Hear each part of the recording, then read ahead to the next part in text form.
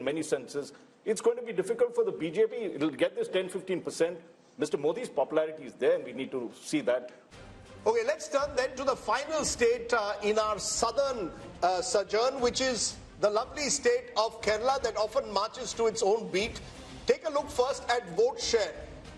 If elections are held in 2024, what happens in Kerala is the UDF, that's the Congress-led front, 46% vote share, LDF 32%, 14% back, NDA 17, others 5.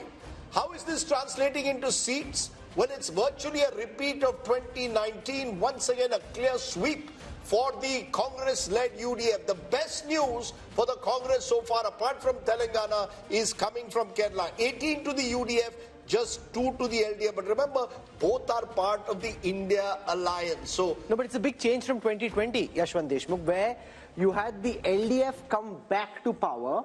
Now you've got, for some reason, very clearly in a Lok Sabha context, anti-incumbency against the left and very strong pro-incumbency against the Congress. And if Kerala was India, Rahul Gandhi would be Prime Minister. Absolutely. If Kerala was India, Rahul Gandhi would have been not only the Prime Minister, he would have been a Prime Minister with Rajiv Gandhi kind of majority.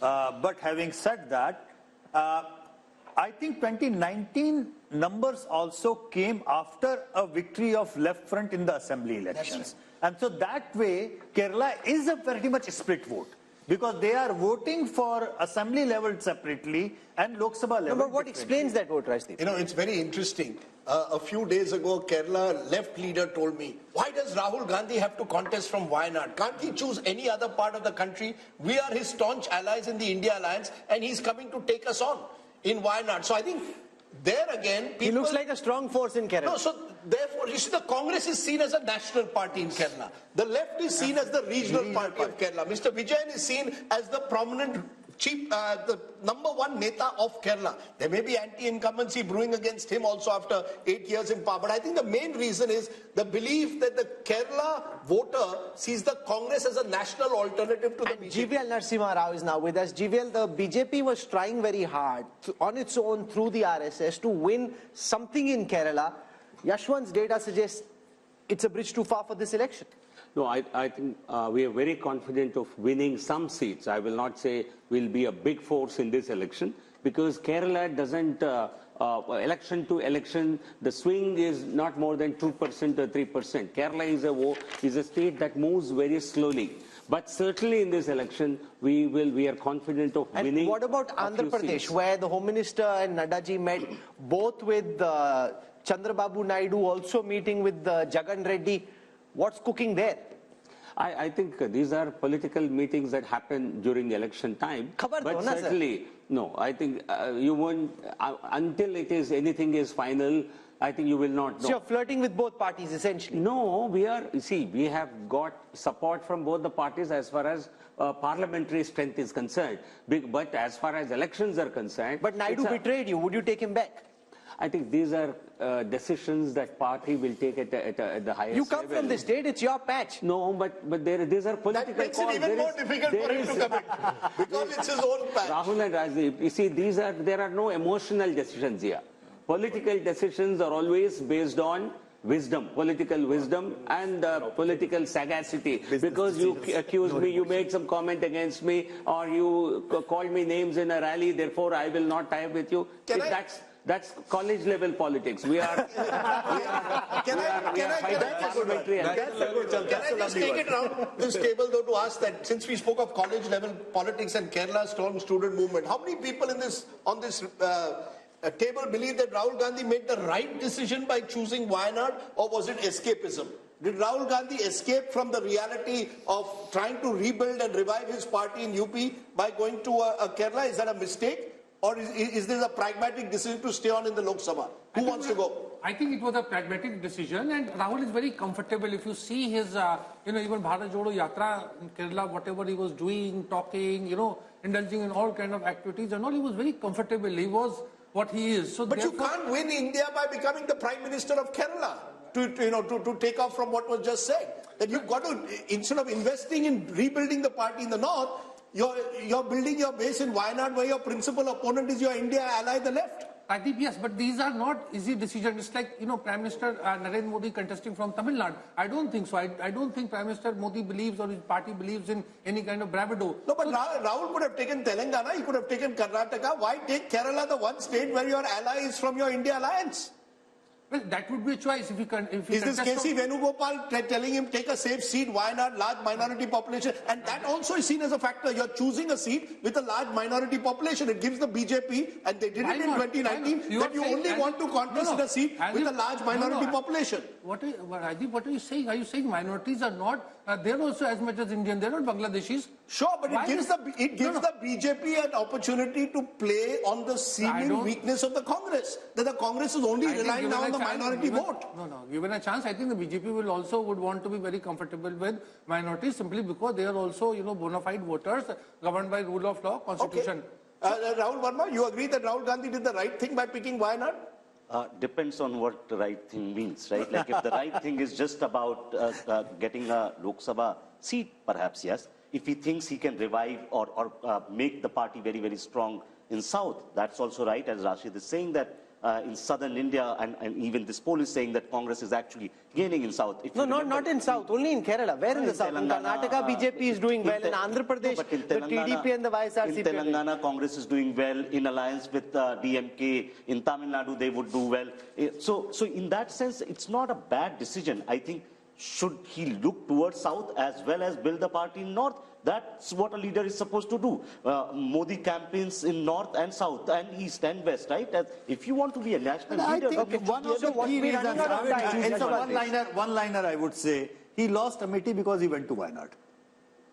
Yeah, well, what I was told is that they saw their polls in Amethi suggesting a very tough fight, possibly losing. They looked for a safe seat in the South and picked Wayanad. So it was almost like some kind of security which Rahul Gandhi was offered. That no, but imagine if he's your main batsman and he's looking for a safe position. Which is my point. You see, this is precisely my point, Rahul, that I would have, if you wanted to choose South, choose Karnataka, for example, a state. Where did Indira Gandhi go? Indira Gandhi went to Chikmagalur, went to Beda. What is the safe seat for Karnataka, Congress in Karnataka? No, safe seat. I have no doubt that there could be potentially safe seats, including potentially Chikmagalur. But so look at the projected vote share and seat share of the South, because, Rahul, I think it shows the exact opposite of the North. The vote share in the South, as per the Mood of the Nation poll, NDA 23%, India 41%, others 36%. How does it add up in seats? NDA 27%. That's just a small dip from last time. Remember, BJP got 29 out of 130. India 76. Slight up because of Telangana. Others 29. But basically, you really have two Indias politically. You have the BJP dominant in North India, and you have India Alliance doing very well in South India. So whether we like it or not, there is a South-North political divide in this country. What implication that will have with delimitation is going to be a big question in a couple of years from now. Couple of years from now. At this moment, we are focusing on what is the mood of the nation. Welcome back. You're with us on the India Today Mood of the Nation opinion poll. The results of this poll are already buzzing and trending in every state, from Andhra Pradesh to Telangana to Uttar Pradesh. Wherever we are going, a mini tsunami on social media, lots of posts being viral, exchanged. So that's good buzz to have. We now want to come to Rajdeep's home state of Maharashtra. He's already itching, getting out of his chair, all set to get you what should be quite shocking. No matter what you're thinking is happening, I think you'll be shocked by what Rajdeep's about to show you. Rajdeep. We've gone to the north, we've gone to the south. But the best part of the country is when you're a West Indian. So I'm going to go as a West Indian, I've got to go to Maharashtra. And whoever thought Maharashtra would be one of the states which would see so much of chaos and instability in the last 5 years? We've had 3 chief ministers and plenty more in that state. What is the mood of the nation showing for Maharashtra, state that will have both Lok Sabha and later in the year Vidhan Sabha? NDA 40%. NDA 40%. So that's the BJP and the Shiv Sena, into brackets Shinde. India 45%, which is 5% higher. 40 plays 45%, others 15%. And 45 is NCP, Uddhav Sena, as well as the Congress party. So 5% edge in Maharashtra to the Maharashtra Vikas Aghadi. The opposition, the best news coming for the opposition after Kerala and Telangana is here in Maharashtra. This could be another big surprise, therefore. How is it projected into seats? What is Yashwant Deshmukh C voter poll saying for Maharashtra? 26 out of 48 for the India alliance. 26 out of 48. A huge jump because the NDA, which won 42 out of 48 last time, is down to 22. So if there's one state where the NDA is taking a big hit as per this poll compared to 2019, it's Maharashtra. And that perhaps explains all that's been happening in that state. Breakup of the Shiv Sena, breakup of the NCP, because Rahul, clearly here too the BJP knew this was the one state they were in trouble, which is why they have slightly narrowed the gap, but they're still behind here. Yashwant, are you sure about your numbers for Maharashtra? Because they've taken a large part of the NCP, they've taken a large part of the Shiv Sena. If this is where things are at the end, then no matter what happens in this Lok Sabha election in the assembly, the BJP and what they have is going to face a very tough time. Why are we ending up with these numbers in your poll? Rahul, out of the 140 crore people in India, is any damn person sure about Maharashtra as on today? I mean, let's be honest. People are confused, not just because of the previous mandate, the current mandate, people going here, people going there, parties being split, and now the symbols are with the people who did not form the party and with somebody else. So having said that, it's a Maha mess. It's a Maha mess. It's not Maharashtra, it's Maha mess at this point of time. And let me do a health warning as well on these numbers. Number one, on the voting intent, we have been asking for individual party and leader, Rahul. Which party or leader you are going to vote for, and then we have summed it up like, Uddhav Thackeray plus Sharad Pawar plus Congress and Shinde plus Ajit Pawar plus BJP. But what we do not know here, who is contesting from which seat and who is going to contest against that person from which seat, which party. What I can see, wherever the BJP tickets would be there, they would be sweeping like anything. Wherever the Ajit Pawar ticket and Shinde Sena ticket would be there, I doubt they will be sweeping in the same way.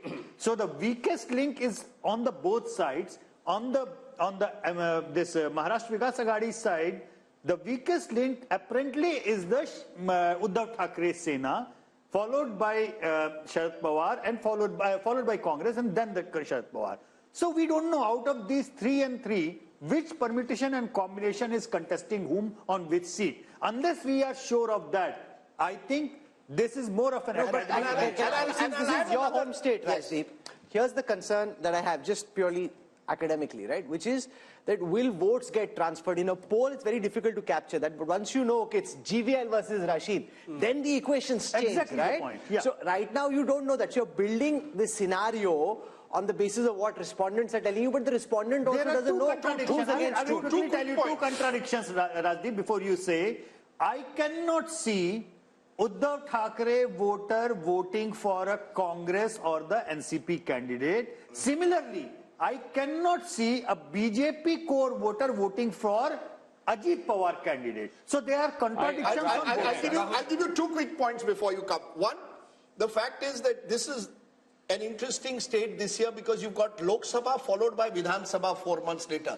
And speaking to a number of Maharashtra politicians, they believe the stakes for themselves are much higher in the Vidhan Sabha. So you'll find a number, the Vidhan Sabhas which will be very competitive, seat by seat, and a lot of what Yashwant says will play out there. In the Lok Sabha, Rahul, even though the BJP appears prima facie down compared to 2019, I think, and Yashwant is right, the BJP will do well in its pockets of influence. They have strong pockets, especially in urban Maharashtra. The problem for the BJP is there is a general sense that you have struck opportunistic alliances and you have broken two parties which you were dead against. But GVL, when I was speaking to top BJP leaders, their numbers were 40 plus. They think it's 40 plus. But a 5% lead for the India alliance, after all the todphod you've done, if this is where it is 22 versus 26, then it's obviously not the way you're calculating. No, I certainly don't see the numbers the way the poll is predicted, Yashwant's poll. Primarily because this is an election that Prime Minister Modi will be driving. People are voting for PM Modi. They are not voting for individual constituents. This is an election where you will see a massive swing. So anybody voting, But the premise of the poll, the premise which is also the reality of Maharashtra politics gets reflected in this poll is that BJP at this moment is not a pan-Maharashtra party. Modi might be a pan-Maharashtra phenomenon. BJP per se is not a pan-Maharashtra political party. Even in states, Haryana, was Haryana a BJP state until 2014? Okay. Did BJP ever win a couple of seats in Haryana? No. But once Modi is on the scene, Prime Minister Modi ji, he is one who will drive the entire vote. It's happening But give me the popularity ratings, because that will give you an indication. Can I just explain? If you have those numbers. No, look, last time the BJP contested 25 seats, the Shiv Sena 23. And the BJP and Shiv Sena did extremely well, winning 42. Now what's going to happen is the BJP is going to put pressure on both the Shinde Sena and the NCP Ajit Pawar group to contest less. And the BJP will look to contest at least 30 and divide it. The Ajit Pawar's party is happy not to contest Lok Sabha. Their energies are on Vidhan Sabha. Similarly with Shinde Sena. So that might actually mean the BJP could contest more in the Lok Sabha. I think the worry is that there is genuine anger against the way governments have been broken, fallen on all sides, towards all politicians. So I think you will find Vidhan Sabha becoming a real battleground. Yes. Lok Sabha, yes, the Modi factor does play out. Sharad Pawar clearly is weaker in a Lok Sabha election at the moment. He may not even be able to sort of, campaign as aggressively there as he would in a Vidhan Sabha, but he will hope for some sympathy. Uddhav Thackeray is hoping for sympathy, which may come in a Vidhan Sabha, may not come in a Lok Sabha. So Rahul, you could see Maharashtra in the space of 5 months having two very different verdicts. But, Madhu Yaksha Gaur, this is your good news. If there is one state where you need to perhaps invest more attention in the next few months is Maharashtra. And the feeling is typically the Congress is not seizing the opportunity. You're missing the opportunity to miss an opportunity. Many of your leaders are leaving, joining Ajit Pawar's faction. Milind Deora left to join Shinde Sena. Today, Baba Siddiqui, your MLA, former MLA from Mumbai, has left, is likely to join Ajit Pawar. So you're not holding on. You're the Kamzor Kadi. Hopefully, your predictions may hold on to the leaders who are planning to leave, Rajdeep. But having said that, this has been expecting in Maharashtra, Rajdeep. I think various projections and studies we have done. And we've been very hopeful on Maharashtra because of this third pod, what Rahul says. It's not helping with the people's mood. Secondly, I give this credit to Prakash Ambedkar also joining INDA group can help also the Maharashtra Vikas Agdi to win more seats. Rahul, how do you explain these numbers? The fact that you've got what seems on paper a strong alliance now with Ajit Pawar there, Shinde there, the other parties seem weakened, but they still have a 5% lead in this poll. So with lots of caveats, because no one knows what's going to happen in Maharashtra, but if our thesis is right that people in Maharashtra are unhappy with the way parties have broken alliances, then the expectation would be that the turnout is going to get depressed, which means it depends who has the more cadre on the ground. So it doesn't matter where Ajit Pawar has gone or Uddhav Thackeray has gone. Who has which of these groups actually got the cadre on the ground? In a depressed turnout scenario, cadres on the ground will make sure that your core voters turn out and that group will have advantage. Your sense, Amitabh? See, actually, it's a khichdi. So, nobody knows which party has the vote. But Shiv Sena and NCP have the symbol. Symbol plays a very important role in elections. That's number one. As you said, BJP will now bargain for a higher number of seats. So, it will be able to win more and also transfer its votes to the SHS and the NCP candidates. Now, it depends upon how much they have. However, the bad news for the India Alliance is that Congress becomes the #1 party of this India bloc because it is the largest party today in the Vidhan Sabha and it will demand for the highest number of seats. And here is where the India bloc does not have a track record of elections because they have not fought together, and the seamless transfer of votes will be between candidates is unlikely to happen. But if they had any political smarts, the Congress and the India Alliance, Raj Chingappa, should now be doubling down where they see opportunity.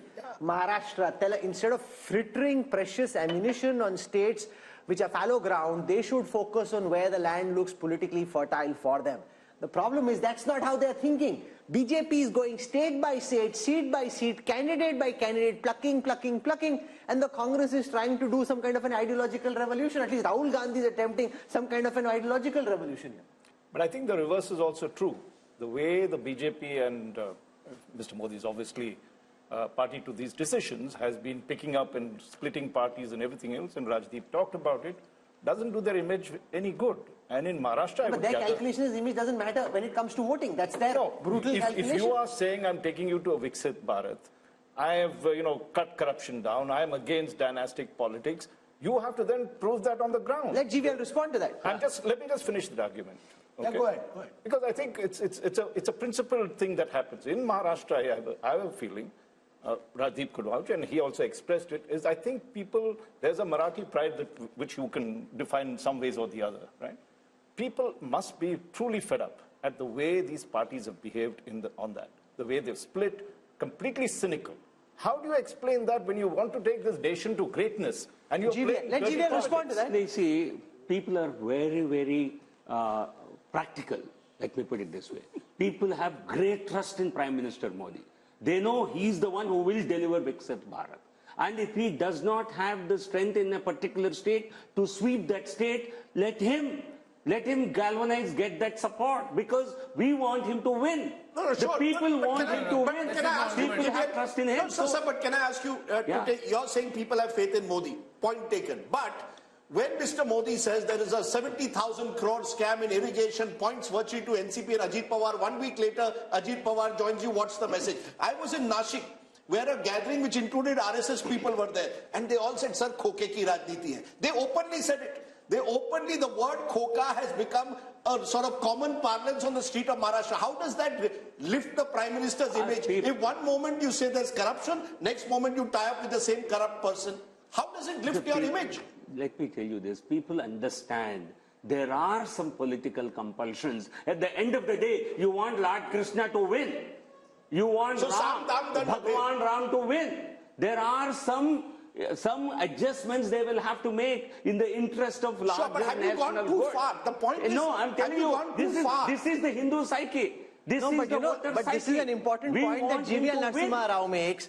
Because when I was interviewing Dr. Jaishankar, and I've seen now several people say this, they talk about Bhagwan Ram, they talk about Hanuman, they talk about the Ramayana and the Mahabharata, and they talk about tactical compromises on the battlefield, which leads to the war being won. So this is something that we're seeing now quite a lot of, which is what he's talking about. No. But then, Rahul, with due regard, sorry for speaking out because it's my home state, I feel strongly. The fact is, where does it fit in with the kind of Ram Rajya that you talk about? What does it leave you with? Is this Ram Rajya that you tie up for Koketi Rajniti? There is no politician in this country who represents the true political virtues than Prime Minister Modi. No Prime Minister, no Minister, no Chief Minister in this country can match even an iota of virtuosity of Prime Minister Modi. So what matters to them is Prime Minister's qualities. He is a man of total integrity. No, so you're saying you can do all the wheeling and dealing on the ground, but the Prime Minister's image is not touched by it. No, they know he's not making compromises. Party but Rahul Verma, this is local. Yes, Rashid. Yeah.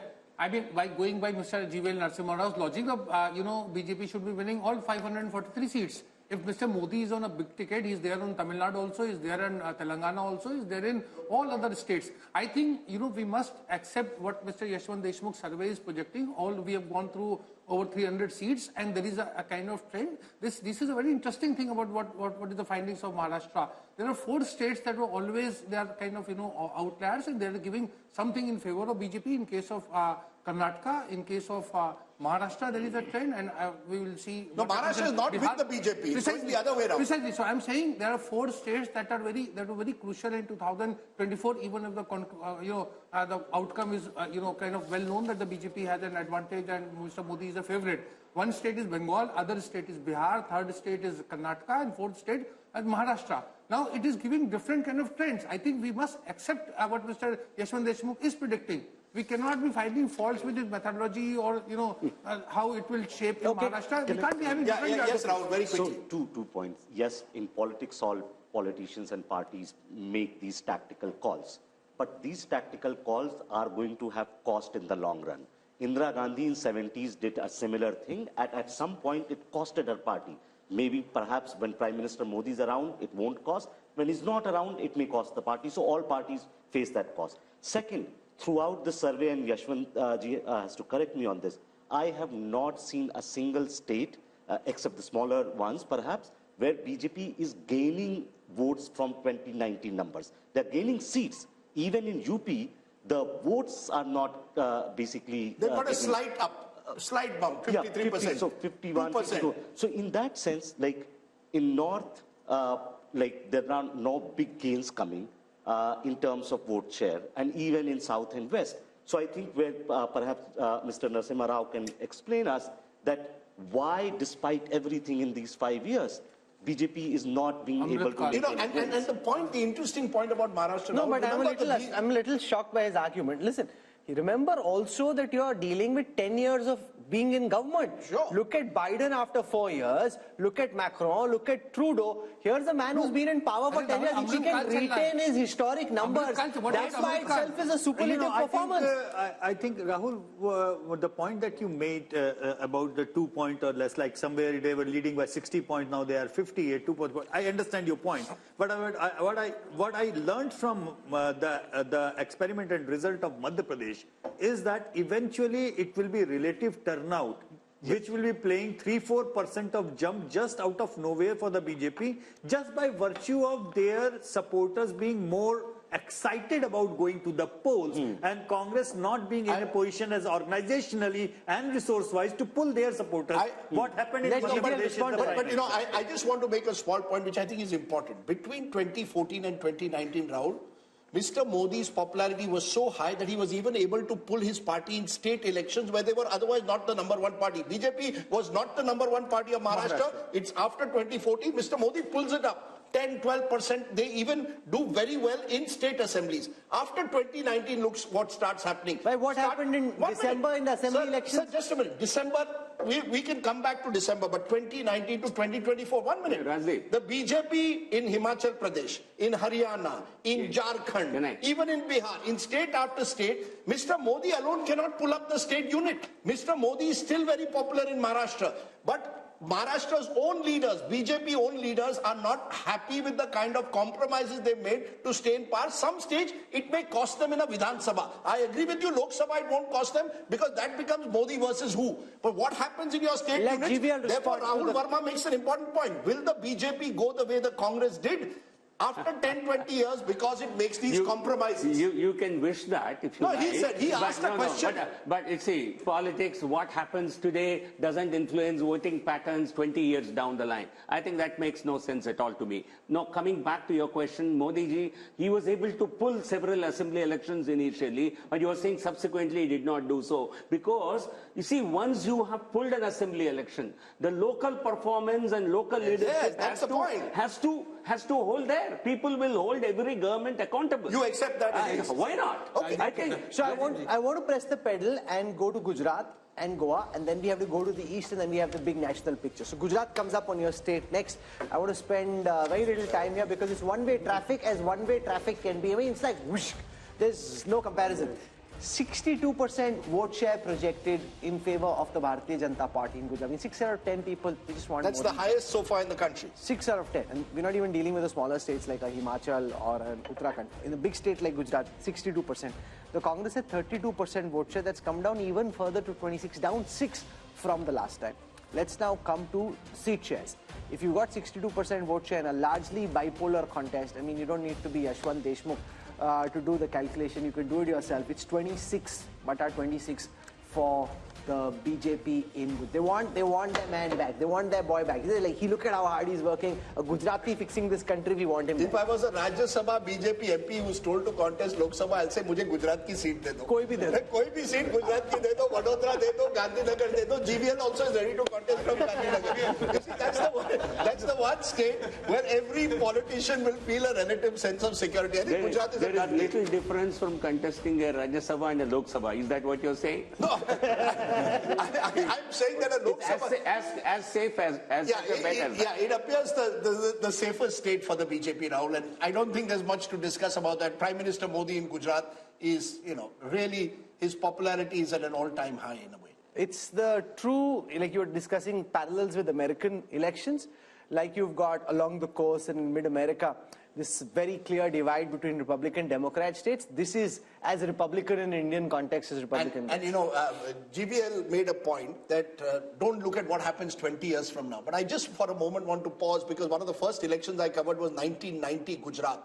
And at that time, the BJP had to back the Janata Dal Gujarat of Chimanbhai Patel to prop him up to form a government. See where we've come 35 years later. We look at events today. If you make mistakes today, you pay a price for it 20 years from now. That decision of the way the Janata Dal Gujarat was eventually, the Congress propped it up for a while, destroyed the Congress in the long term in Gujarat. The Congress replaced a chief minister who had 150 seats in Madhav Singh Solanki. Can you imagine? Right, one of BJP the many replaced Shivraj Singh Chauhan. No, but 150 seats, BJP replaced Shivraj Singh Chauhan with Modi as the dominant figure. That time, Rajiv Gandhi could never really sort of lift the party. But Rajiv and the Congress didn't think so. See, that's the mistake. So I'm saying politicians can make mistakes and therefore they must be conscious of the mistakes they make. Let's come to Goa. Goa has 2 seats, north and south. This is where all of us hope to retire, at least Rajdeep and I hope to retire in Goa for sure. Okay, so here's Goa, lovely state. 2 seats, 1 each is the calculation, north and south, 1 seat split between north and south. North is clearly to the BJP. I'm presuming Yashwant south is giving because north. there are more Christians over the south, interestingly, if the AAP-Congress alliance works perfectly, and it has to work perfectly, it has half a chance. I still believe that the BJP will be very much in the race, even in the south. Percentage of Christians has gone down. One of the stories of our times, Christian population in Goa at the start of this century used to be 30% plus. It's now just over 20% and declining. So you actually, even in South Goa, will find it not so easy. Only a perfect Congress AAP alliance and no other third party like the Goa Revolutionary Party coming in gives them half a chance. I still believe advantage BJP in Goa in both the seats. That's the nature of Goa as well. So let's look now at the projected seat share of the West and the projected vote share of the West. I'll start with the vote share projection. Axis My India predicts for the India Today group that the NDA would end up with 48% vote share if you aggregate the states of Gujarat, Maharashtra and Goa. The India Alliance at 38, a 10% gap here for the NDA. Converted into seats, the NDA is at 51, the India Alliance at 27, and why it seems that this is not as one way as the North is because Maharashtra is sticking out as the one state where the BJP's dominance is not quite what the BJP top leadership would like to believe. But look at the story, Rahul, the Northwest monsoon. 154 in the North, 51 in the West. You're almost home and dry. Between the two, you're slightly below where you were in 2019. There you won 230 plus. You're slightly below because of Maharashtra in particular, but you're still almost there. 400 par kaise hoga? We haven't come to the east. We haven't come to the east. We haven't shown the big picture there. So that's just we're halfway through this show. So we'll slip into a break. When we come back, we'll show you what's happening in the east of India, and then there is the big national picture. Stay with us.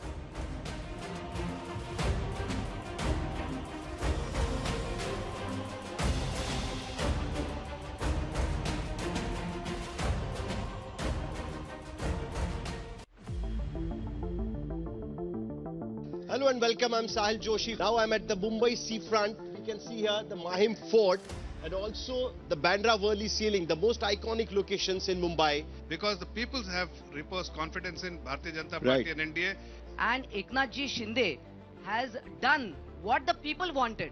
People wanted Shiv Sena and BJP together as we have been together for 25 years. It is only the MLAs who have defected. It is not the people who have defected.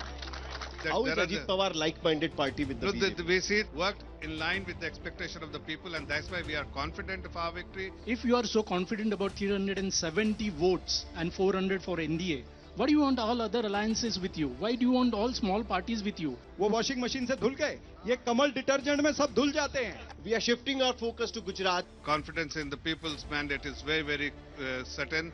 The youngsters have come in and they have taken the major positions in Gujarat. I feel things will be very different. In Gujarat, if you ask any Congress leader, but they're all demotivated in Gujarat purely because they know they are going to lose. Election of 2024 will be an election of Modi versus Mudda. Our phones are buzzing, multiple politicians, their well-wishers, supporters across states calling, wanting to know something on the site. There's no sideshow happening. If you want to know what the numbers are, stay tuned to our coverage on India Today as we take you through state by state, region by region, and then finally the national big picture. We want to come to the fascinating state of Bihar, where Nitish Kumar's U-turn has made things very topsy-turvy and very exciting, which is also why the Mood of the Nation poll had to do extra polling to be able to capture what's happening in Bihar. On your screen right now are the vote share numbers for Bihar first. 53% is what they had in the last Lok Sabha elections. They're projected to be at 52, but there is, on the surface, it seems not much has changed, but so much has changed internally because the JDU, which was earlier with the India alliance, has now jumped over, which is what kind of keeps the BJP-led India alliance where it was. The India alliance was at 31%. That's expected to go up to 38%. Let's see how this converts into seats. For the first time now, on your screen, the Bihar projections on the 40 seats of Bihar. Yashwant Deshmukh and his team at C-Voter are predicting that the NDA could end up at 32. Remember, apart from Kishanganj, they had 39 out of 40 seats the last time. They expected to come down 7 this time round. The India Alliance, which had only 1, expected to go up to 8. So just imagine, Rajdeep, if Janata Dal United was actually here, BJP was staring at bigger losses in the orange column, and the India Alliance was looking at bigger gains, which is what explains that somersault. You know, the fascinating aspect is that when you went to Uttar Pradesh, the BJP is holding its own. The moment you've gone into neighboring Bihar, even though the BJP has now struck an alliance with Nitish Kumar, gone back to its own party, it's down compared to 2019. In fact, if you look at the BJP overall, except for Uttar Pradesh, none of the major states are seeing a major jump for the BJP. In Bihar, so that's what makes Bihar very interesting. No, but because this happened so close to your poll, does your polling account for the full impact of Nitish coming back to the BJP? Not really. I mean, because we had to do a snap poll and see what kind of impact it was. We could sense 2 major things. Number one, yes, there is almost like 8% arithmetic jump, you know, from the India faction to the NDA, just by moving JDU supporters to this side to that side. Which could also mean that Nitish is now worth only 8%. Yeah, exactly. This is one of the points, which is like, instead of 16% which he polled in 2014, his core vote looks like more like a 8% kind of thing. Number one. Number two, we still don't know who is contesting how many seats, you know, and please remember, even Paswan's party is split into 2. So we have just taken in whatever the seat allocation was there in 2019 as our base one, and we realized that the probability of JDU tally going down even within the part of the NDA is quite significant, which means last time they contested 17, won 16, but they could even very well come down, crashing down to single digit. So what this means is that in the overall, yes, JDU did a wise thing probably to come back and, you know, safeguard their own thing. But if the NDA needs to pick up its tally, probably BJP needs to contest more seats, because there is a significant anger against the JDU, not just among the RJD supporters, but even in the BJP supporters. You come from Bihar. Does this poll account for the potential winning bandwagon effect? The fact that if voters in Bihar think that this is a Modi election, a BJP election, then they may more likely than just at the time of separation choose to go along with the NDA. That is most likely to be the case, because as Yashwantji is saying, BJP is likely to contest on a higher number of seats, give lesser number of seats to JDU, which is facing a decline in its support base. But if you see, both the parties were at 37% vote share. 15% is the Modi premium, because JDU was with BJP in Vidhan Sabha elections.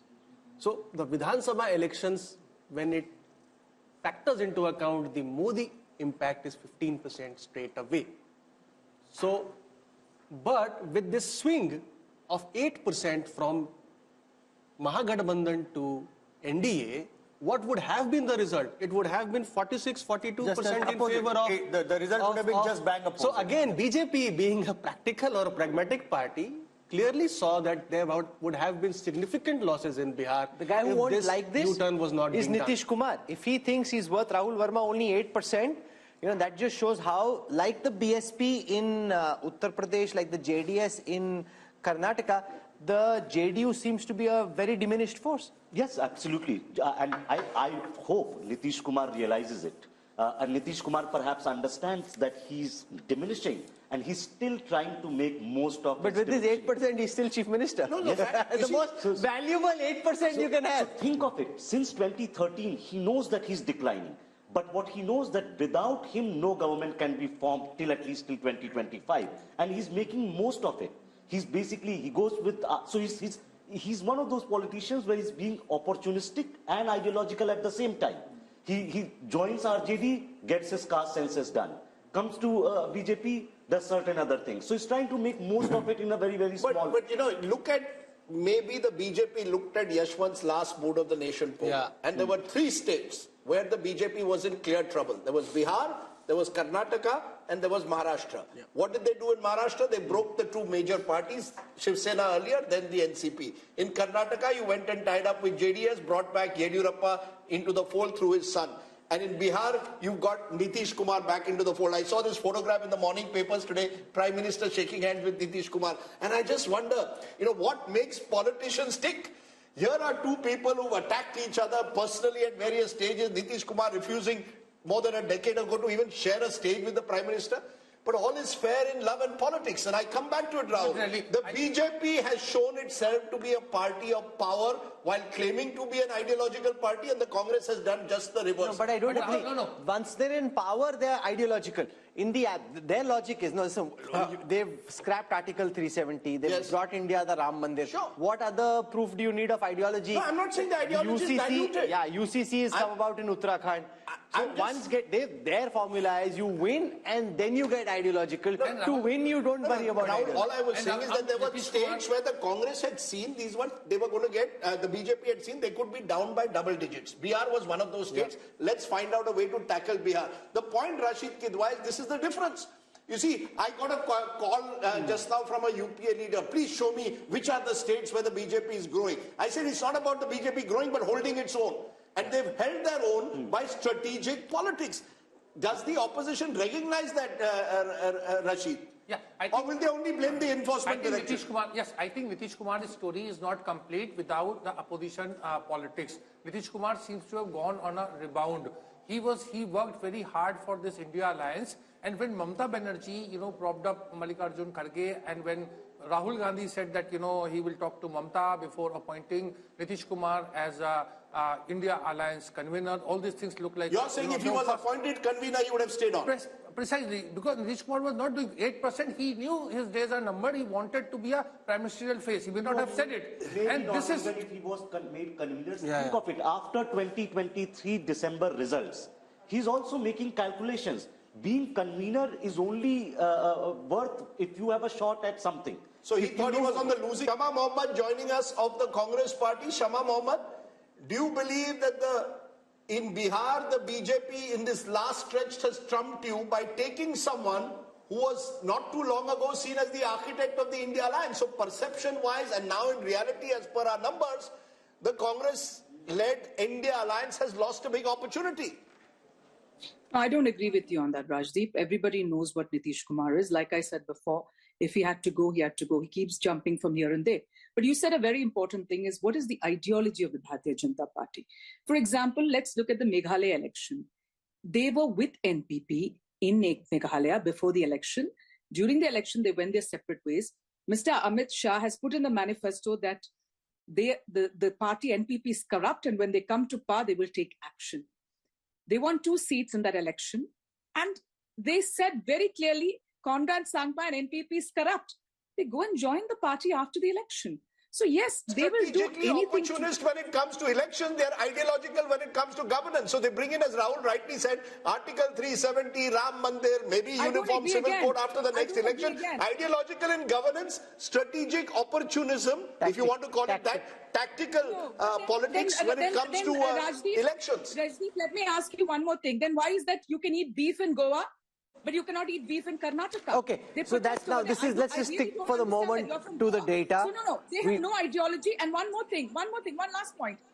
This is not mood of the nation. I would call it mood of the media also. Today I was traveling from Delhi to Imphal, and the person in the plane says, dekho, Modi kya keh rahe hai? That we are dividing it into north and south. It's all about what Modi. But I don't understand why the paper and the media does not talk about how a present sitting prime minister insults the first prime minister of India, calls him all the names in the world, and nowhere in the world they do that. Nowhere. And let's not forget he was a freedom fighter. So why has nobody written about that?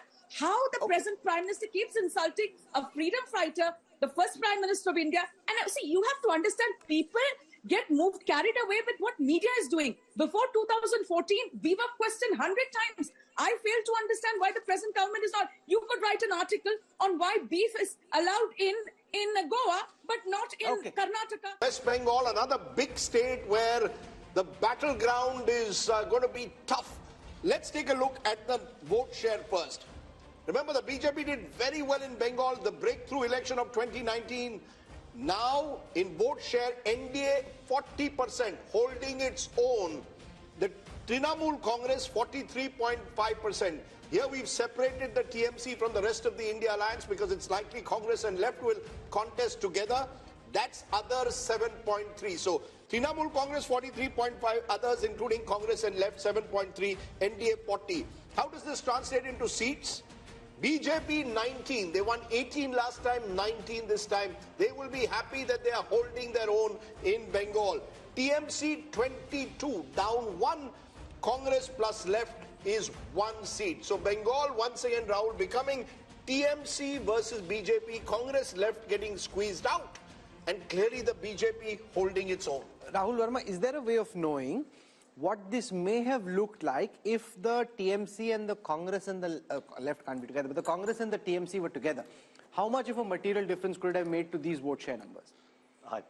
It's hard, right? Because you don't know what kind of transfers will take place and what the seat allocation to different parties. Yashwant, how much of the Muslim vote is the Congress actually splitting, or is it largely going en masse to the Trinamool? You see, the minority votes saturation towards TMC is already done and dusted. Yeah. So I don't think there is anything from the minority votes perspective left much to whatever the 8 to 10% vote that left in the Congress. But you're picking up still. How much vote are you picking up for the Congress? You see, they together they are polling every about 4 to 5% each in that way. But the funny thing is that I kept on thinking why exactly Mamata Banerjee decided to go on her own. And when I took a deep dive and tried to understand the composition of what is left of left and the Congress vote, I realized that big number of them is actually anti-Mamata, not anti-BJP, which is now left with them. So there was a clear and present danger if the Congress and the left would have been in Mamata's alliance, then this vote, 8 to 10%, a huge chunk shifting them to BJP rather than coming Mamata's way. So with one caveat, the left definitely had to be on the other side. Mamata was very clear. She needed a three-cornered race. Left voter needed to split the anti-Mamata vote. The Congress voter is more interesting, especially in areas like Malda, which the BJP, did very well last time. There, the Muslim consolidation. And she saw it in a by-election which she lost last year, which troubled her because suddenly the Muslim vote was drifting towards the Congress. So in 4 to 5 seats, I think it could make a difference, but 4 to 5. So these numbers could have changed by 4 to 5 if even now the Congress ties up with the left. That's about also, it, not more than that. Look into the statement and look into the body language of Adirda and everybody else within the Congress rank and file. The way their campaign has been, it looks more of anti-Mamata, less of anti-Modi. So they are holding on to whatever they have. They are understanding there is a huge chunk of their vote which is primarily anti-Mamata rather than But I will make again one caveat. Adir Chaudhary is worried about Adir Chaudhary. Adir Chaudhary wants to win his own seat. It's not about a Bengal strategy. If there was and this is where the India alliance gets it horribly wrong. Do you have a strategy for Bengal, or do individual leaders dictate terms to you as to how you do it? We must remember, Mamata Banerjee has not left India alliance. So this is the part of tacit understanding also, where the left Congress alliance just to prevent the extra BJP getting extra. Oh, come on, there is no tacit alliance when Adhir Ranjan Chaudhary comes every week to Kolkata and attacks you in personal terms. There's no tacit alliance between Adhir and Mamata. Let's be very clear. So is he a Trojan horse? No, it's not about Trojan horse. Mamata is also doing a lot of poaching. By the way, sure. She is, but the point is, one-way street. No, the India alliance should have decided, this is Mamata's point, who's going to drive your alliance in Bengal? Is Adhir Ranjan Chaudhary going to decide it, or am I going to decide it? Congress got 0 seats in a Vidhan Sabha election just a couple of years ago. Can Adhir Ranjan Chaudhary, simply to protect his own seat, sort of dictate terms to Mamata? It won't happen. I think the India alliance has singularly failed to have any chemistry on the ground, which is why Mohammed respond to that. It's a notional loss of, I agree with Rajdeep ji. Congress should have formed an alliance with TMC. There would have been a vote transfer because Congress vote is also anti-BJP vote. It would have transferred to TMC.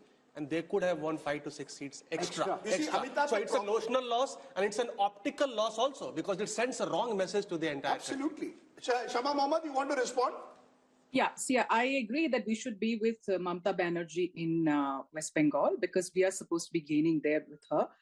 There's a different story in Kerala because here in Kerala, we are the principal opposition. Let's understand that. We have, the UDF has 19 out of the 20 Lok Sabha seats, and we've got more than 30 seats Bengal, in the assembly also. So we are the principal opposition. Whereas in West Bengal, from 44 to 0, we have come out, So I, being from Kerala, believe that it is more important to be with TMC than to be with the left. Okay. Sanju Verma now joins us. Sanju, it's been a good showing in the north, not so good showing in the south, strong showing in the west, and in West Bengal, which we're talking about right now, it seems that the BJP is roughly where it was. My understanding on the basis of multiple conversations are the BJP's own polls are showing them 25 plus. This poll seems to suggest that they're not quite there. Our data seems to suggest that the BJP could end up at 19, which is just one more than what they had last time. Rahul and Rajdeep, first and foremost, I just have this to say. I think survey after survey, and especially Mood of the Nation, which is so hugely watched, thanks to Rajdeep, who's trending every second day, and Rahul Kanwal, who never misses an opportunity to show Rajdeep the mirror. Be that as it may, I just have this to say. We are not the India alliance where you are going to create divisions. On a lighter note, Sanju ji, no divisions. On a lighter note, ये BJP की अच्छी strategy है, divide and rule. You are trending every day. थोड़ा शांत हो जाओ. Learn to be gracious when I'm giving you a compliment, albeit a left-handed one. Anyway, now coming to the more serious point. I remember I've been on a zillion debates on these surveys that have been carried out in the last 12 or 24 odd months. And everybody after the West Bengal Assembly elections of 2021, don't forget in Lok Sabha 2019, from West Bengal we got 18 seats, 1/8 with a 41% vote share. But come West Bengal Assembly elections 2021, while we improved our tally from 3 seats to 77, which was a 2400% plus jump, our vote share fell from 41% in Lok Sabha 2019 from West Bengal to 38%. And what did political pundits say? अरे भाई 3% का vote share की गिरावट हो गई है बंगाल में. The magic that happened in Lok Sabha 2019 of getting 18 seats, that is not going to happen in Lok Sabha 2024 if assembly elections 2021 are an indication to go by. Okay. My limited point is, if we are actually improving on our last tally of 18 seats and increasing that to 19 seats, I think the actual result may surprise you on the positive. I won't be surprised if we are mentioned trends. 25. I actually just went to social media to check the trends, and the first trend, the top trend nationally at this moment is Mood of the Nation. So Mood of the Nation is the top trend. So well done, everyone. You guys are clearly doing a good job, and at least the audiences are plugged in and watching, which is fantastic. So thank you. That means a lot. Okay, let's run through all the other states of the East, starting with Jharkhand, where much has been happening. Chief Minister Hemant Soren arrested a few days ago. How is it playing out in the polls as per Yashwant's Mood of the Nation? 2024 projection, NDA 56% up 1, India Alliance 30%, down 5, others 14. In terms of seats, NDA 12, India 2, same as 2019. Rahul, next is Chhattisgarh. Let's come now to Chhattisgarh. In Chhattisgarh, India Today C vote are projecting that the BJP's vote share will go up from 51 to 54. They won the recent assembly elections, and on the back of that, their vote share is actually going up. The Congress's vote share was at 41 in the last elections. That could now come down 3% to 38. When converted into seats, the Congress had 2 seats last time round. That could come down to 1. The BJP had 9 seats last time round. That could go to 10. So Chhattisgarh, the BJP doing well and holding on to its gains from the last election. That's right. The honeymoon effect clearly there in Chhattisgarh. Let's turn to a state which is again fascinating because there will be Lok Sabha and Vidhan Sabha in the state of Odisha. 2024 projection, NDA 40% vote share, that's +2. India 12%. Naveen Patnaik's BJD at 41%, down 2%. How is this all translating into seats? Virtually again a repeat of what we are seeing in 2019. In fact, a slight jump for the BJP, 10 seats up 2. The India Alliance, mainly the Congress there, is getting 0, down 1. And the Biju Janata Dal 11, down 1. So clearly again, all these states are almost repeating 2019. In fact, state after state, Rahul, if you look at the map of India, in many of the states, it's a repeat of 2019. Is there a way of looking at these numbers, Yashwant, and giving our viewers some insights into what may happen in an assembly context in Orissa? Because like Andhra, Orissa too polls at the same time. Orissa, there is a very clear split vote. There is an upswing for the BJP as far as the Lok Sabha voting is concerned, but as far as the assembly voting is concerned, it is clearly the Naveen Patnaik BJD way. Assam. Assam, let's look at the seat shares for Assam. Last time the BJP had 9 seats, that could go up to 12. Remember, Assam has 14 seats. The Congress and the AIUDF was at 3. That could now come down to 2. That's down 1. So Assam, BJP consolidating its leads and gains. Let's now look at the overall East seat share. If you look at the 153 seats, and if I look at the vote shares, 47% of the vote for the NDA, 37% for the India Alliance. When converted into seats, in the east of India, 103 seats for the NDA, 38 for the India Alliance, 12 for the others. And I think this is a story. You know, while we focused a lot on the BJP's dominance in North India, its dominance in Western India, it is in the east that the sun is rising. The lotus is beginning to bloom, particularly when you include a Bihar and the northeast. I'm presuming Yashwant's included all the states of the northeast, the Manipurs, the Nagaland. No, so we will spend time on each of the northeastern states, just so that people know. We're going to go into a break, show you the national big picture, but we're going to spend time on each of the northeastern states as well. Hello and welcome once again to India Today's Mood of the Nation poll. All the findings in India Today magazine brought to you by C Voter. We've gone state by state over the last 3 hours. We've gone from the north, south, west and east. It's time now to give you the big picture. What would happen if general elections, which are not too far away, were held today? Rahul, take it away. Give us the big numbers. Can Narendra Modi do his hat-trick after all? Will it be 400 par? Rahul. This is the moment all of you have been waiting for. No Indian Prime Minister since Pandit Jawaharlal Nehru has won thrice over in 3 successive elections. If elections were held today, does the NDA reach 400 par as they'd like to believe? Is the BJP achieving its mission 370? We've seen the talk. Let's see the numbers. The NDA alliance projected to bag 45% of the vote share, which is what the NDA alliance had in the last election as well.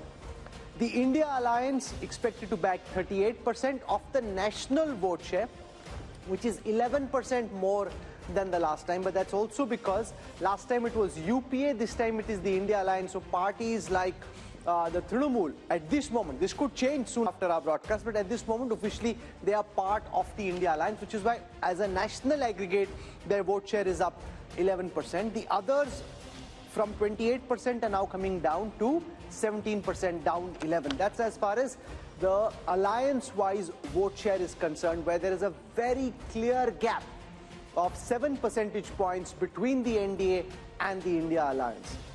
Let's take a look at how this converts into seats. 400 par is Prime Minister Modi's war cry. They're heading there, but not there yet.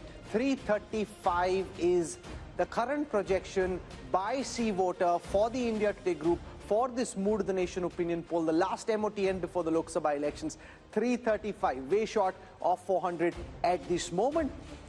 This is 18 down from the last election. So if you take all the allies together, they had 18 more last time. They're down at 335 at this moment. The India alliance is at 166. That's 75 seats more than the last time.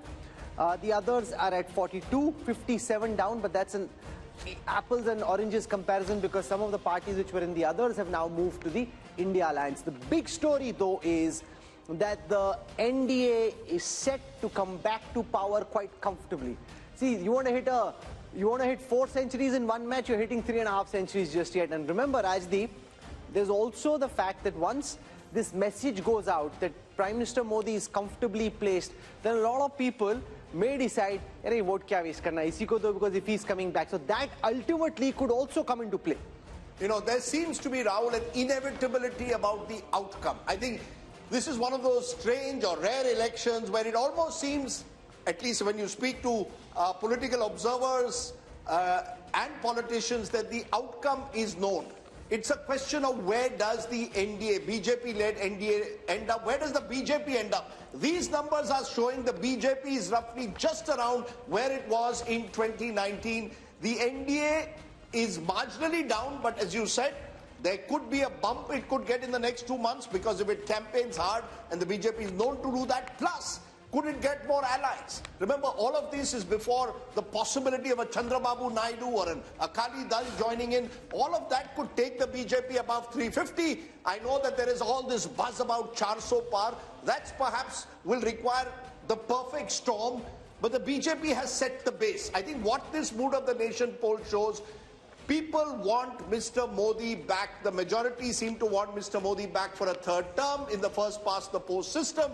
And unless there's some kind of a miracle in the next 6 to 8 weeks, the India alliance will have to simply accept next time, or good luck to you, 2029. 2024 appears as close to a done deal, Rahul, with these numbers. And the Prime Minister's popularity remains pretty high again. It will be interesting to see whether he just wants to equal Nehru's record or actually be around the next time to beat Nehru's record, or at least attempt to beat Pandit Nehru's record.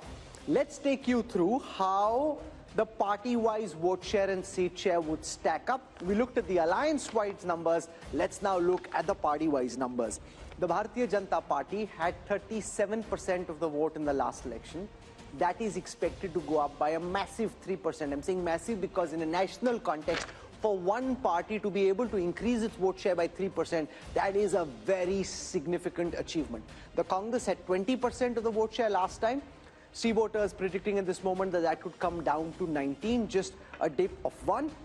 Others were at 43, they could be at 41. The big story there though is that the Bharatiya Janata Party, which in the last elections was standing at 37% vote share, could go up a massive 3% to 40. You know, Rahul, there are two big stories. One is the BJP story, the possibility, as you said, that Prime Minister Modi will emulate what Nehru did, win 3 consecutive elections. The other story is the Congress party, losing 3 consecutive elections and its vote share not changing. I keep repeating, there's one figure that stands out for me, Rahul. The BJP got around 7.5 crore votes in 2009. It went up by a whopping 200% to over nearly 22 crores by 2019 in a decade. The Congress vote has remained relatively static at 11 crores. So while we are looking at the BJP and the big picture of Mr. Modi, winning his hat-trick, we've got to also look at the Congress party. And I think somewhere there are two stories. But it's not static.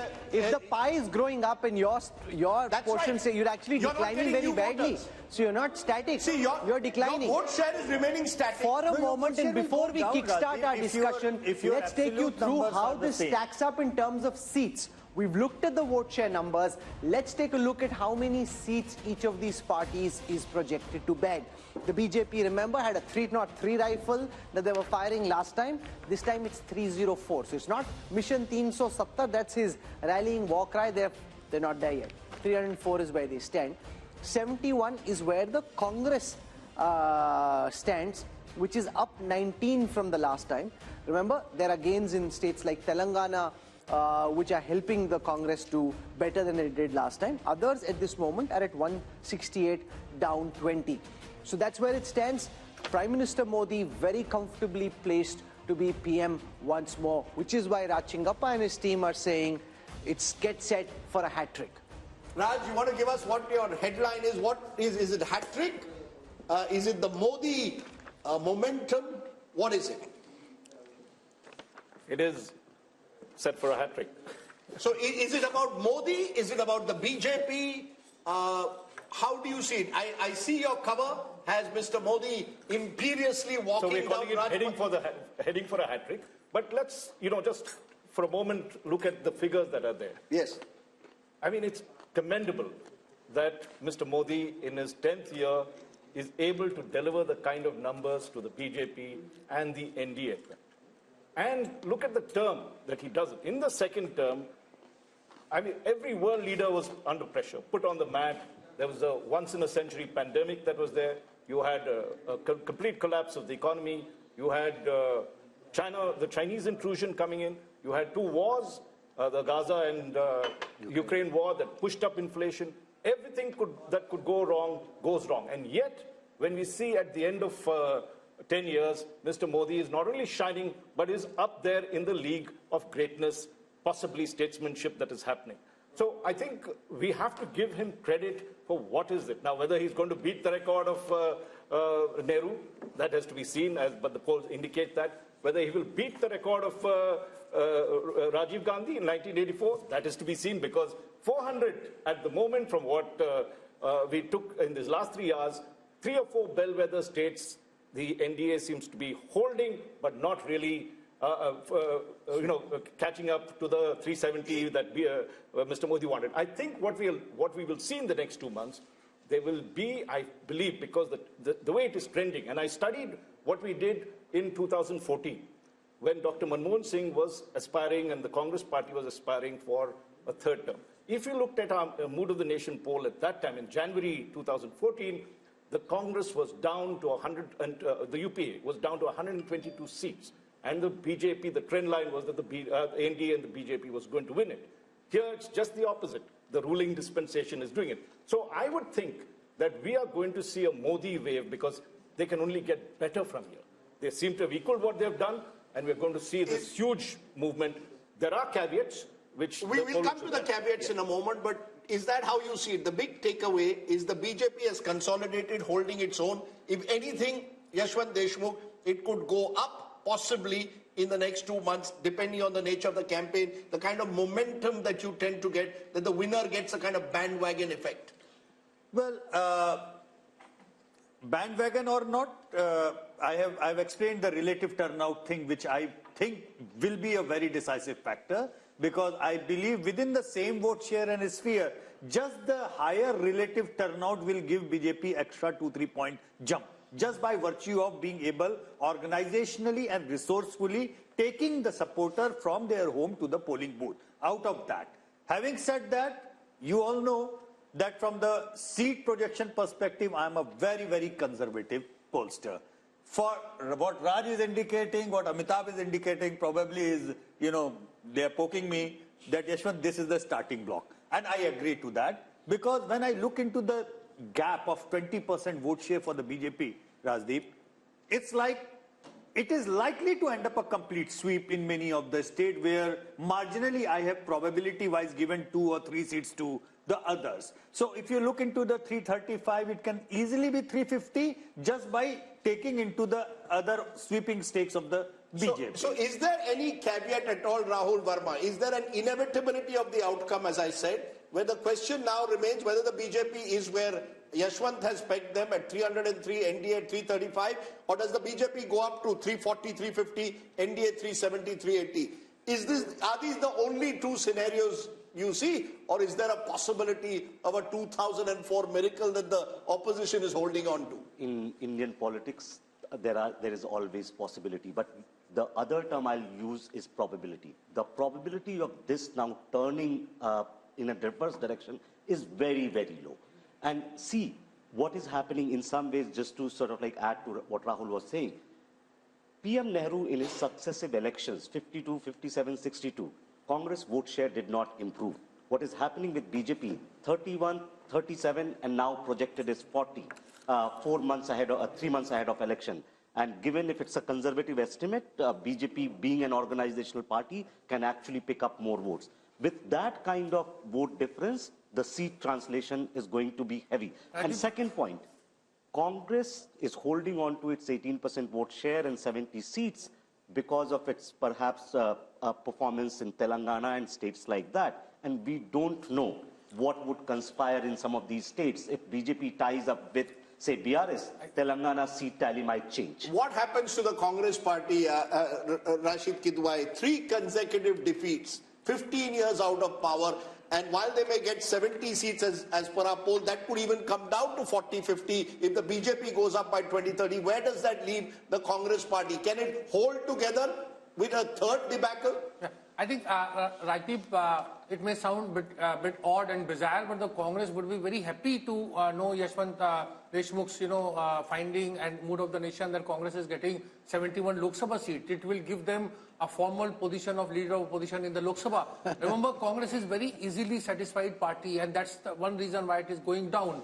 On the other side, when Bharat Jodo Yatra, and this is a very big lesson for Rahul Gandhi, when Bharat Jodo Yatra started first phase, it was thought that with that yatra, Rahul Gandhi Congress would be able to increase, its vote percentage by 3 to 4%. They were actually hoping for 25%. So it's a very bad news that Congress is not getting vote percentage, no increase in vote percentage. I think individually in states there will be breakaway Congress factions because nobody wants to be in opposition forever. Amitabh, your big takeaway from these numbers, clearly it shows 2 months before the election, perhaps, as I said, more than any other election, a dead certainty as to who the winner is. I can only compare it with January 2019.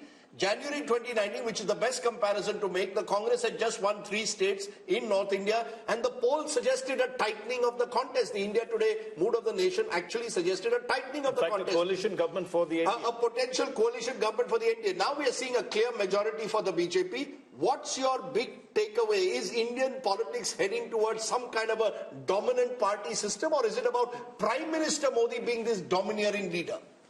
So BJP is, of course, attaining the pole position which Congress used to acquire during the 1950s to 1990s. At that point of time, Congress was competing mostly against regional parties. Here we have BJP competing mostly against regional parties because regional parties tally is 168 seats. BJP is increasing its vote share. Congress is holding on to its vote share, and all its gains are coming at the cost of regional parties. In fact, the story, Rahul, for me is once again that remember 186 seats, roughly 186 seats, direct contest in 2019, Congress versus BJP. Congress won just 12. BJP won most of those seats by double digits. Nothing has changed. It's almost as if the Congress is where it is, comatose in a way electorally, and the BJP is growing. And because they're not listening. And the other factor, which is also in a way worrying, is the North-South divide. The BJP dominating North India, dominating West India, doing even very well in the East. It's only the South which seems to be marching to its own beat. And I wonder what the implications of that will be long term. If the Congress had any good sense, and I'm not at this moment certain that the people who do are looking so obsessively at this election in the way that the BJP is, they should sit into a room, Messrs. Kharge, Rahul Gandhi, Uddhav Thackeray, Sharad Pawar, and say, let's thrash out the Maharashtra seat-sharing formula before we leave. Sit from morning till evening, go seat by seat, thrash it out, compromise, and do the same for Telangana. Figure out who your candidates are, get on the ground. Instead of just spattering your ammunition all over the place, focus on their... No, but they're not even invited, Rashid. That's the problem. Each of those leaders are saying... Because Rahul Gandhi is there, so they need to... But what is more important? Sitting and fighting and trying to win the few seats you have an opportunity of winning, or this yatra which only seems to be causing trouble? Can I make an even more controversial point? Which is what? If I was the opposition today and I saw your numbers and the mood of the nation and all of us predicting the inevitability or the probability of the outcome, I would actually see one opportunity. and that is focus on state elections. There are going to be, look, there's a Lok Sabha election which the outcome seems inevitable. It's about whether... No, but you cannot, if you're in the opposition, you cannot take it as inevitable. You have to fight the election. No, you have to fight. That's why I said it's a contentious point. I have 100 rupees in my pocket. I would put at least 80 rupees of that into state elections. There's Haryana, there's Maharashtra, there's Jharkhand, there's Bihar next year, then there's a series of other elections. Look, in the Lok Sabha, you can pick up, I'm only going by the mood of the nation, Rahul. You can pick up 20, 30 seats by what you're saying, better seat adjustments, do a little bit in Maharashtra, work out your numbers. You should do that. Of course you should. Every election has to be fought. But when I look at the priorities, my concern for this kind of opposition is that they seem to not even be able to get their act together often in state elections. Maharashtra is a good example. There's an election in Maharashtra in September, October. You win Maharashtra, you lift the morale. Imagine what happens if you lose Lok Sabha badly and then also you suffer a debacle in Maharashtra and Haryana. Eventually, and don't forget, Karnataka, the government could be on notice given the kind of numbers that we are showing. Telangana, the Congress has a small majority. So, the Congress Mukt Bharat or an opposition Mukt Bharat is in a way a reality if these numbers hold on. I would say focus on state elections, get your act together, and I agree with you. At the moment, you should be sitting across a table, working out seat sharing, working out some kind of plan. I don't see that, which is why I think Yashwant has underestimated the BJP. My numbers are, I did my own polling, 340 plus BJP, 370 plus ND Alliance. I'm not ruling out even a bigger number than that. Yeah. That's the way I see it. I believe that the opposition is totally despondent. Rashid Kidwai, are we seeing a phenomena similar to what we saw during the Gujarat Assembly elections, where because of what Rajdeep is saying, because of what others in the opposition seem to be thinking, the opposition just gives up the fight? Like when I traveled through Gujarat in the last assembly election, the opposition, the Congress wasn't even in the fight. AAP was trying to put up some fight.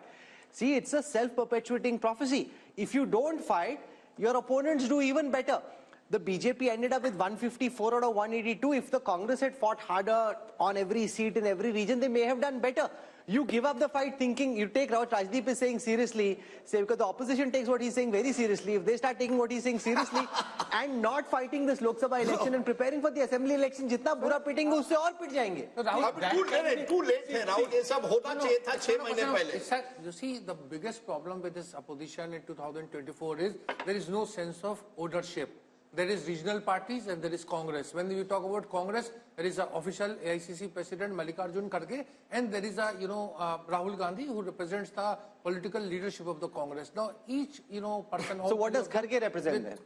He's a Congress president, but he lacks that kind of political leadership. That's what I'm saying. There is no sense of ownership. Not and political leadership, political authority. He's not been given the political authority. Can I just come in at this point? Take a look at the opposition. If, for instance, the Congress, if it had won one state in the north, Madhya Pradesh, where it was, anti-incumbency was clear. So it was so close to actually turning the election. Because if you go back in the year that's there, firstly you win Himachal in December, then you come back and win Karnataka, I'm talking last year. You have the India Alliance being formed at that particular point of view. You knew where your battles were. Okay. This is the difference between what the BJP does, which knows that these 3 seats were critical for them to get the momentum to win the Lok Sabha. Easily the story could have turned. And the mistakes the Congress started making... Sanju Verma is with us and Radhika Khera is with us. Sanju Verma, to you first. I hope you've got some laddus and some mithai for Yashwant Deshmukh, Raj Chingappa and everybody else over here, because it seems that the Prime Minister... She won't give me. She won't give you? She won't give me mithai. No, she just said you were doing a great job when you were trending. She should give you mithai also. Now, 304, after 10 years of being in power for the BJP, 335 for the NDA, it seems no matter whether you get to 400 and 370 or not, the outcome of the next election seems to be heavily skewed in your favor.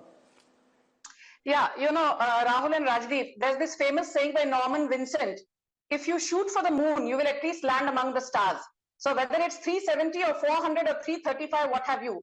Point number 1, BJP is romping home with a massive majority all on its own. Point number 2, I remember that famous interview with Prashant Kishore a few days back, where Rajdeep kept asking him, what is the secret sauce around brand Modi? So I have something to say to the Congress. Hum to jeetenge hi, पर कांग्रेस के जो समर्थक हैं ये ध्यान से सुनिए, जो जानकर भी अनजान बना रहे उसे दर्द क्या बताना, जो जानकर भी अनजान बना रहे उसे दर्द क्या बताना, अभी मगरूर है वो खुद में उन्हें क्यों होश में लाना, अभी मगरूर है वो खुद में उन्हें क्यों होश में लाना, एहसास तब होगा उन्हें जब छोड़ कर जाऊंगा, एहसास तब होगा उन्हें जब छोड़ कर जाऊंगा, फिर नहीं होगा मुमकिन मेरा लौट कर आना, फिर नहीं होगा मुमकिन मेरा लौट कर आना। The voters have time and again. कौन छोड़ के जा रहा है? अरे भाई साहब, वोटर्स ने छोड़ दिया है, but Rahul Gandhi refuses to look into the mirror and get a reality check. But now I will speak with hard numbers. Just bear with me for 20 seconds. Of course, before you go on, you've thrown a poetic punch. Radhika Khera, I don't know how good your shairi is. She's thrown a poetic punch at you. That's a bit of a googly. Can you come back on the spur with a counter? Let's see. The numbers aren't favoring you, but let's see how good your shairi is. Go for it, Radhika. I'm sure that these numbers are a disappointment for the Bharatiya Janata Party spokesperson because their claims of ab ki baar 400 par have gone down over here itself in your survey. But coming back to that, I feel that surveys are not actually showing the true picture. The true picture is what I have here. I'm sorry, I don't believe in shairi and all because we are not here for entertainment. And India Today is for talking about hard facts. Hard fact, today's newspaper which says, Kisan karenge aaj Delhi ka coup. This is the reality of the country today. The reality of the country today is that our residents were sitting outside protesting and what were they given in return of the protest? Lathia. The reality is that the entire country is reeling under inflation, unemployment, poor law and order. While Modi ji goes and pats himself on the back, I did not speak in between.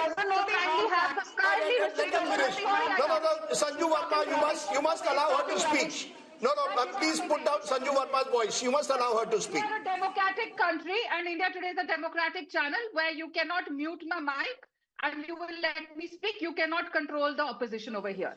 Well, coming back, the country is watching how over 100 parliamentarians were suspended for parliament because they were raising their voice. Country is watching everything. Country is watching how governments are being brought down, being scared by the ED.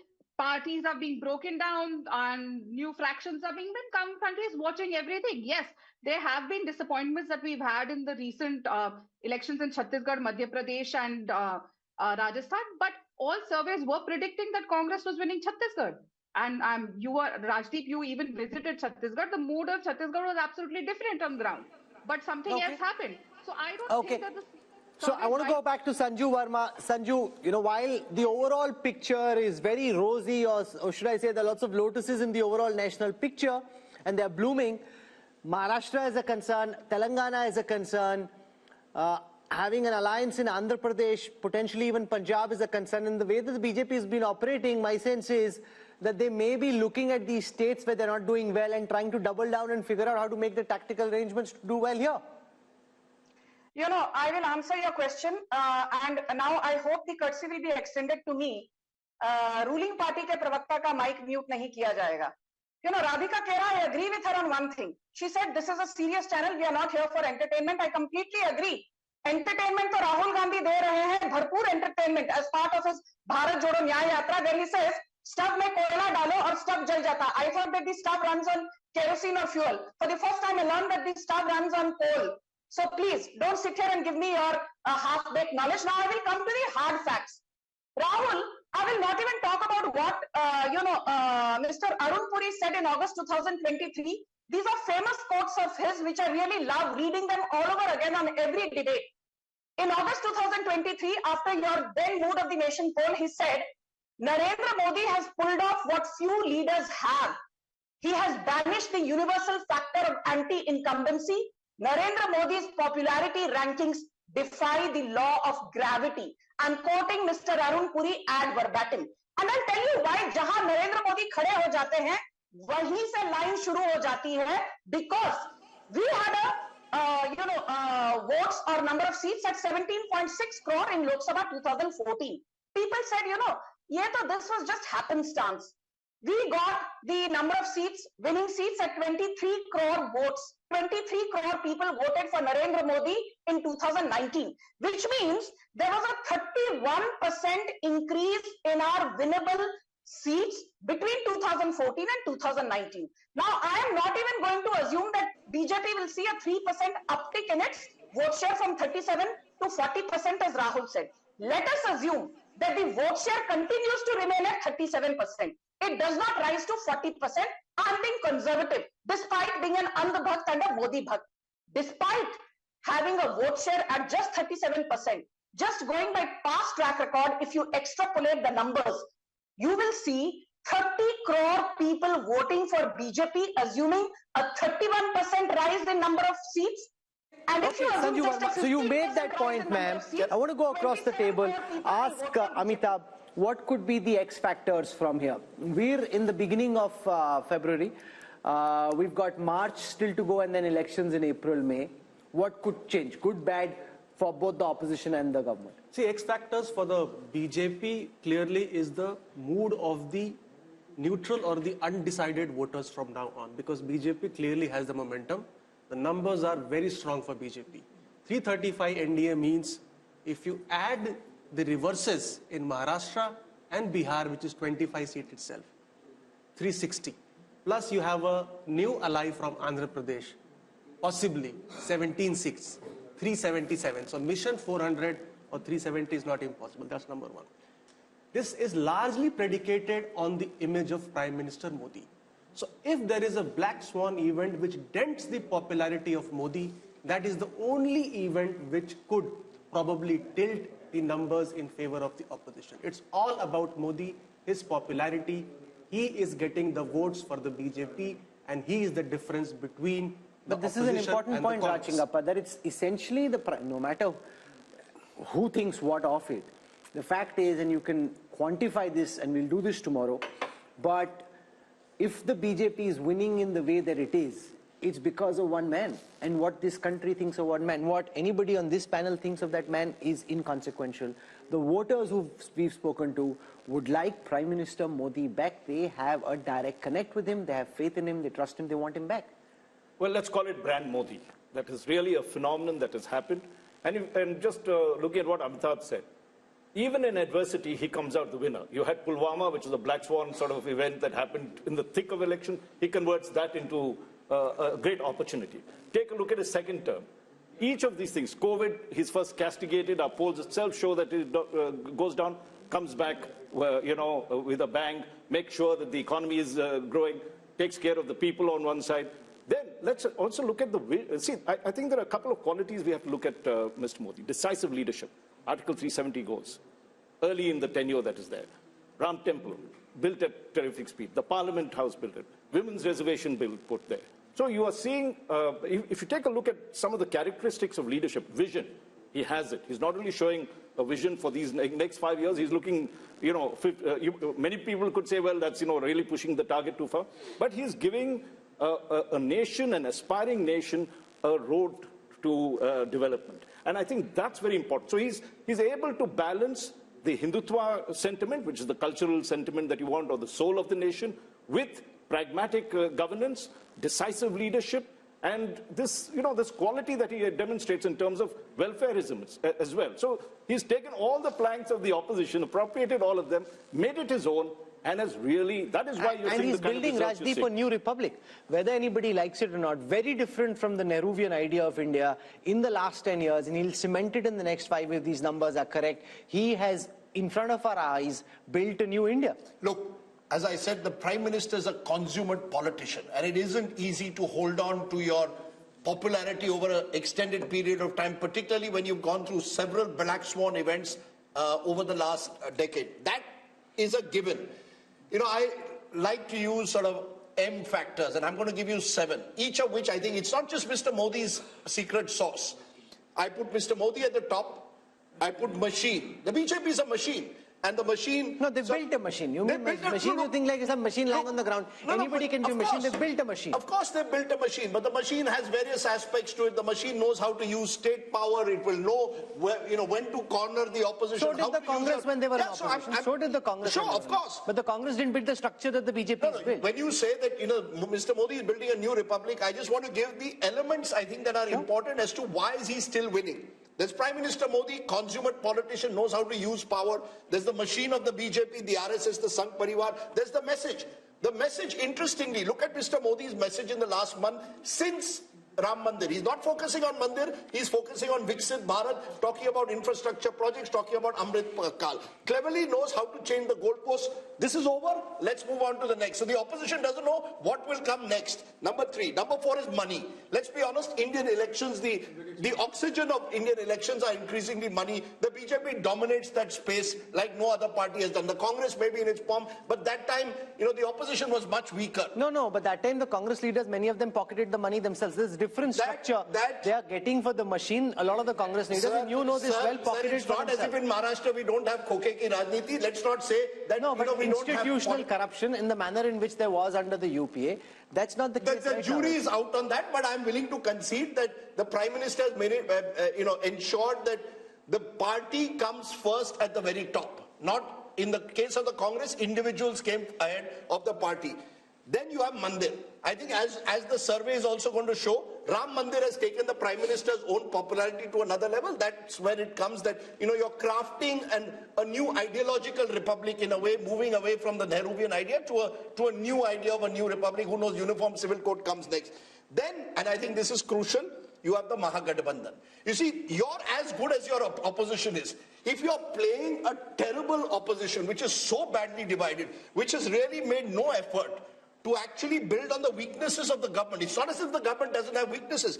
Unemployment is a problem.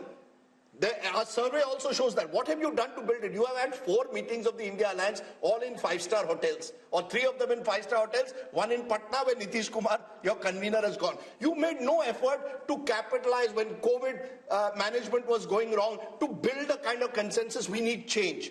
You've not offered me a leadership or a narrative to combat Modi. I think that's an important element. You're as good as your opposition is. Finally, and I know, Rahul, this is contentious, the media.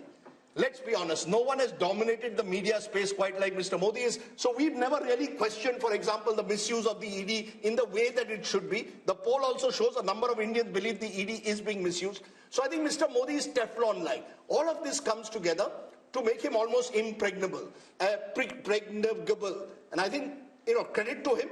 It's not easy in today's world to be as popular in 2024 as you were in 2014. More popular, you can say, but it's a combination of various factors. Your popularity is also dependent on how unpopular the other side is. No, but that's not Modi's fault. It's not. If his opponents don't know how to bat and bowl, how can you blame Modi for that? Rahul, who's blaming Modi? I'm giving the reasonings. The reasoning is the opposition in the last 10 years has had opportunities. Demonetization was an opportunity. COVID was an opportunity. You had the chance to question the government in a serious manner. As this poll is showing, the regional parties are holding on to their own. But the Congress has been unable to rediscover itself. So the question will also have to be asked on Rahul Gandhi's leadership at some stage. Surely, Yes. This poll, how long is the Congress going to sort of protect him? I think the biggest problem that the opposition is facing is a face. Who Modi versus who? Is it Mallikarjun Kharge? Is it Rahul Gandhi? Is it Mamata Banerjee? Is it Arvind Kejriwal? So people have no idea. Is it M.K. Stalin? Is it some other, chief minister? So, nobody knows. So therefore, Mr. Modi is having it, very easy. And the survey is indicating at that. If there was a face, if there was a, sort of caste affiliation, if there was issues, talking points attached to it, perhaps the outcome may not have been very different, but there would have been something like 2019-like situation. Is he invincible? I mean, at this point of time, can we say that Mr. Modi is invincible? Could the opposition have done anything better to change the mood of the nation? Maybe a better word is unstoppable. Yes.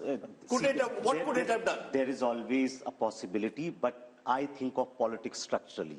And the nature of politics is such that opposition does not have many chances. To use a cricket analogy, if, say, Tendulkar or Virat Kohli is in full form, no matter you bowl a Yorker or you bowl a sort of like, a googly and spin, they will hit you. But Tendulkar has got gold, Modi has never got gold. This is why leaders are important. But think of 50s and 60s politics. Were there no leaders in opposition? There was Lohia and other things. Could they challenge Nehru and Congress party? No, because in political time, now you counted 7 things. Everything is in favor of BJP, right? So at the moment, I don't think there is any X factor. The only X factor could be that we have no sense of what's happening on the ground. People have made up different mind and they are telling something else. So at the moment, everything is aligned in favor of BJP. Here's what I wish to say. Let's just zoom out for a moment and think of the larger picture in a more historical perspective.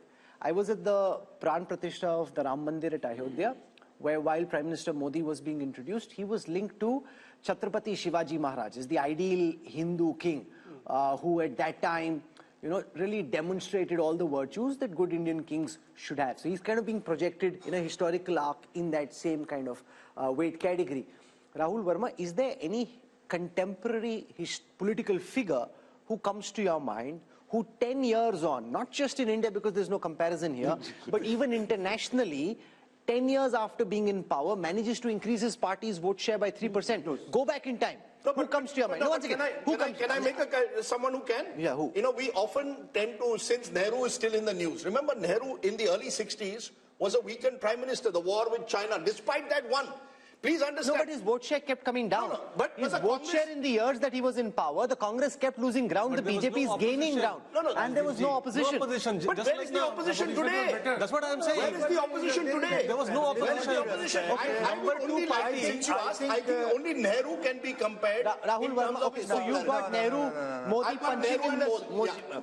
From a party who got us independence, that kind of goodwill to Congress party after 47, with all the heavyweights of our freedom struggle on the Congress side, let's be very, very honest, the 52-53 mandate was not Mr. Nehru's mandate. 62 I'm talking about. 62, yes. But the vote share dipped. Vote share dipped a lot. No, and but there by was then no his actions goes up in 57. Yeah, but in 62 and after that, he's being punished for his actions. The people in India at this moment are rewarding Modi and the BJP for what they are saying, far from punishing. Let's spend some time on this. Historically, who comes to your mind? Yashwant Deshmukh? No, nobody. I mean, nearest that from the... and one point which I wanted to make, where I can probably answer your question, is the hunger to win and willingness to work 24/7 to let that happen. And that thing, only person which comes to my mind is Mrs. Indira Gandhi. Yes. Besides that, no other prime minister in India had a hunger to win. I'm not restricting this conversation, Raj Chingappa, to India. Raj Chingappa, in a historical context, who comes to your mind? Somebody democratically elected. Only an authoritarian leader who knows how to fix, who knows how to fix the mandate across the world. How is he fixing the mandate? No, I'm not talking about Modi. I'm talking the only. When you say, give me an example parallelly. There are democratic countries where you will have the likes of a Putin in Russia and Erdogan in Turkey, who will know how to, in a way, manage the mandate. Erdogan had a very tough fight. He won with 6 percentage points. In a relatively free and fair system like ours, to do it over 3 elections with your popularity increasing, I think makes Prime Minister Modi sui generis. You look at Algeria, where there was, this thing that Burj Khalifa, when Nehru was there, then I went with Hamid Ansari, he was still Prime Minister. Yeah, but let's not compare Algeria with an India. I think, Rahul, you make a very good point. In a democratic society like ours, with all the pulls and pressures, with, as we are seeing in our poll, South India having a very different politics, states like Maharashtra, Bihar, Bengal, Karnataka looking tough for a while. I think Mr. Modi has done the remarkable job of holding his popularity. I will only say this, and I think this is an important point that we need to make. While we talk of the invincibility of the Prime Minister, and I think CSDS's post-poll in 2019 showed 1 out of every 3 voters voted for the BJP because of Prime Minister Modi. The BJP itself is not invincible. That's why I made the slightly controversial point that if I was the opposition, I would focus on states where Mr. Modi is not on the ticket. The BJP is weakened. You want a strategy for the future? Start from the states. The problem is you're going to make this, the India Alliance has come into this 2024 election with no clue of how they want to face up to Mr. Just Modi. to remind the viewers, Rahul, once and again, we are so damn focused on 14, 19 and probability of 24 that we are forgetting the fact that BJP as a party has lost 50% of the elections in this country in the last 10 years. 50%. Yeah. So invincibility of Mr. Modi as an individual, which the BJP is benefiting from, is not exactly the invincibility of the BJP. Number one. Number two, yes, I concede and I understand, being a conservative pollster, this is probably the starting block of BJP and the NDA. And majority of our polling was happened before the Ayodhya Pran Pratishtha. That impact has to come in, and with the way they are looking out for alliance partners and the way they are going about it, this can only go up. having said that, if you will ask me if there is any, I don't see a black swan because nobody can predict a black swan, but one red flag, that is the complacency factor. You know, complacency factor was the factor which caused them. Are they looking complacent to you? No, they are not. But what 2004 urban areas, the turnout dropped by 18%, and that caused Modi the is BJP. no Vajpayee. That's precisely what I was trying to say. They have learned their lessons pretty hard, and neither Also, Modi there is is a very- Can I give you a very nor interesting Mr. anecdote now? Bhagwat is Mr. Sudarshan. Sure. Both the factors are remaining. Can I give you a very interesting anecdote? Just this morning, I was told by an MP, you know, Parliament has been extended by a day. The BJP is going to put out a white paper on what the Congress did over 10 years. क्या जरूरत है अगर 300 seat मिल रहे हैं? What to put white paper? लगता है desperate है. मैंने कहा desperate नहीं है. They want to take that 320, 330 that the mood of the nation is good because he wanted to know the numbers. 320, 330 to 370, 375. एक दिन भी नहीं छोड़ना है Parliament का. If we can get an extra Saturday in, where all the TV channels for 7-8 hours will talk about this white paper, keep the mahal going. So there is no complacency. On the other hand, it's like a team which has scored 350 runs is sure to win. But things, yeah, last 10 overs, no, all 100 run करके 450 जाते हैं. Amitabh Tiwari, look at how this 400 par is seeping into the psyche of the opposition. The Congress guests we had today, even Kharge ji in Parliament, they are referring to 400 par. They should be dissing the idea of that. It's like you have the most, forget ideology for a moment, you have the most competent practitioner of the political craft up against the most inept practitioners of politics in the Congress. You are right. That is why you when right. you Rahul, have them go head to head. What Mr. Modi did, what Modi did, sorry, Raj, just a quick point. I think one, when you look at what he's done in terms of 370 and 400 for the NDA, he's addressing what the concerns Yashwant was talking about. He has pushed the bar even further, higher and better. So, and today you feel he's getting 303 and we, you know, he shouldn't be getting 400. No, but you heard what Rashid said. The second point, Congress will be happy with this. The second point I would like to make. Ek chota se point. Yes. You see that Congress thinks that if India Today and Yashwant Deshmukh are saying 71, it means Congress is well past 100 seats. That's how they're thinking. Yeah. No, I just have a quick addition to this one. You were asking about who else would you... I think Mr. Modi is in a league of his own. And internationally.